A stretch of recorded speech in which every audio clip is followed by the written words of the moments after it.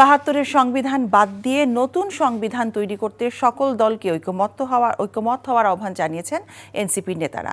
একই সাথে গণপরিষদ নির্বাচনের মাধ্যমে নতুন সংবিধান তৈরি করে জাতীয় নির্বাচন করার আহ্বান তাদের। আজ দলটির কেন্দ্রীয় কার্যালয়ে সংবাদ সম্মেলনে বক্তারা বলেন, মুজিববাদী সংবিধানে নির্বাচন হলে আগের মতো ফ্যাসিবাদী কাঠামো থেকে যাবে, যা ২৪-এর গণ অভ্যুত্থানের আকাঙ্ক্ষার সাথে সাংঘর্ষিক। বিএনপি জুলাই সনদের সংস্কার প্রস্তাবনা কতটা মন থেকে গ্রহণ করেছে তা নিয়ে প্রশ্ন তুলেছে জাতীয় নাগরিক পার্টি। একই সাথে নতুন সংবিধান তৈরি করে সংস্কার প্রস্তাবনাগুলো যুক্ত করলে জুলাই আকাঙ্ক্ষা বাস্তবায়ন হবে। জুলাই সনদের আইনি ভিত্তি না দিলে তাতে স্বাক্ষর করবে না এনসিপি।